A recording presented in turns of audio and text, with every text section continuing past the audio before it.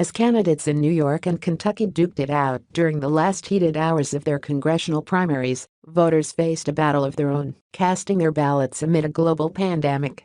The two states were the center of the action nationally as a slate of progressive candidates in New York sought to repeat the success of Alexandria Ocasio-Cortez in ousting longtime Democratic incumbents, and two Democrats in Kentucky fought for the chance to take on one of the most powerful Republicans in the country, Senate Majority Leader Mitch McConnell.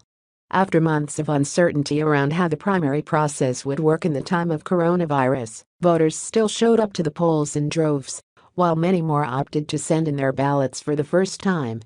And while the true test of the day's success will be in the final tally, a series of sniffs in both states didn't inspire confidence. In New York City, voters are more or less used to some kind of foul-up at the hands of the city's Board of Elections. Many told Politico they braved the threat of the coronavirus because they were never sent a mail-in ballot. Brooklyn resident Jean Darroziers is undergoing dialysis, putting him at high risk from COVID-19. He was among 1.7 million New Yorkers who requested a ballot, though like many others, he's never arrived. Several polling sites around the city reported higher than expected in-person turnout on Tuesday as voters cast ballots in congressional primaries, state legislative races, and a presidential primary postponed from April.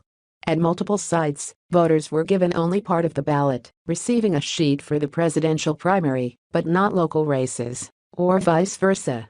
Due to the pandemic, a number of poll site locations were changed at the last minute.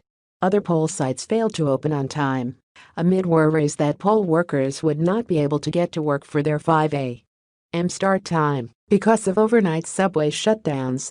It was one of several sites across the 5 boroughs that drew a significant turnout despite the turn toward voting by mail. Some voters chose to skip the absentee process and cast their ballots in person. The worst fears of widespread voter disenfranchisement did not come to pass in Kentucky, though the state had its hitches. Earlier in the week, some national Democrats registered concerns over voter suppression because there were only about 200 polling places in the state, down from the usual 3,700. The cities of Louisville and Lexington each only had one physical, in-person polling place on Election Day. The biggest delay in Kentucky's largest city for many voters was finding a parking spot. Attorneys for Booker's campaign sought a court order to keep the polls open at the Kentucky Exposition Center until 9 p.m. because of the parking problems. Voters could be seen running toward the center's doors and banging on windows as the 6 p.m. deadline approached.